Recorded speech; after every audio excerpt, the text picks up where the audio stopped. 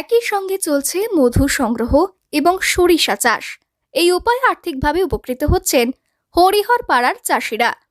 নদিয়া জেলার মৌমাছি পালকেরা আসেন মুর্শিদাবাদ জেলায়।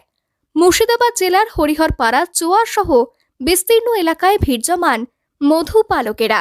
তারাই তাঁবু খাটিয়ে 2 মাস মধু সংগ্রহ করেন।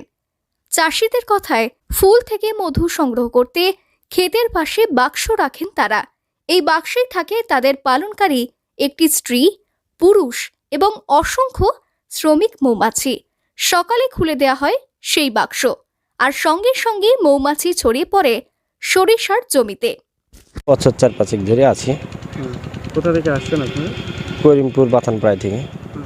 সারাদিন এরা তো ফুলের মাথায় যায়, খাবার টাবার নিয়ে আসে, ওরা খাওয়া দাওয়া করে থাকে। আপনারা কজন এখানে দেখভাল করেন? দেখভাল এখানটায় 3-4 জন করে। কতদিন অন্তর মধু সংগ্রহ হয়? সংগ্রহটা ফুলে আকাশের উপরে টিফিন করে হয়। এটা মৌমাছিরা ফুল থেকে মধু সংগ্রহ করে আবারও বাক্সে ফেরে। বাক্সের মধ্যে চাক বানিয়ে সেখানে মধু সঞ্চয় করে মৌমাছিরা। সেই মধু সংগ্রহ করে জীবিকা নির্বাহ করে মৌমাছি পালকরা। তেমনি আবার সরিষা ফুলে ক্রমাগত পরাগ মিলনের ফলে বাড়ছে সরিষার ফলনও। স্বাভাবিকভাবেই উপকৃত হচ্ছেন কৃষকেরা।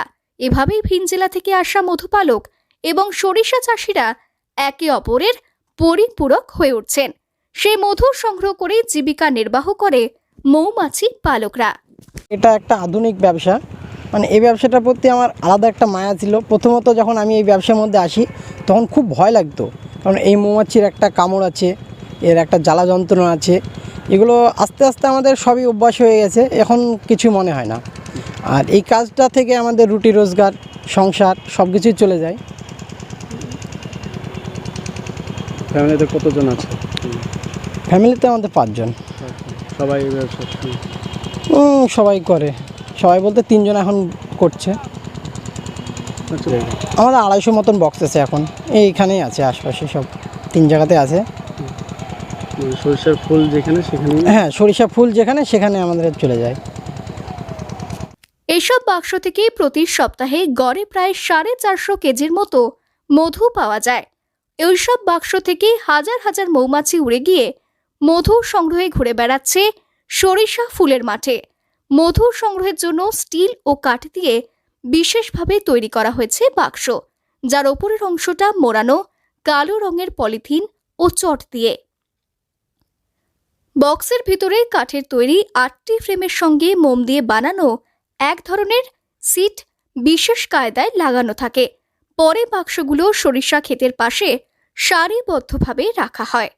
পাশাপাশি বাক্সগুলোর ভিতরে দেয়া হয় রানী মৌমাছি।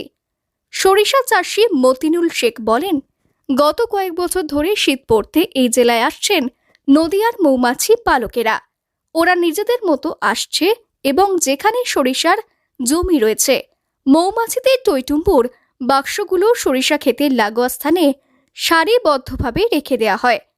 এরপর সেই সব বাক্স থেকে সরিষা ক্ষেতের ফুল থেকে মধু সংগ্রহ করে চলে আসে বাক্সে প্রশিক্ষিত মৌমাছিরা।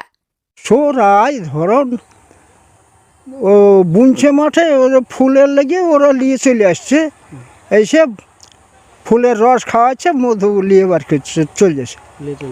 এবার খাঁটি মধু তো না, মধুর মধ্যে চিনি মিশিয়ে ঘুটে পাইল করে নিয়ে থেকে বেচছে। মুর্শিদাবাদ থেকে কৌশিক অধিকারীর রিপোর্ট, লোকাল 18 বাংলা।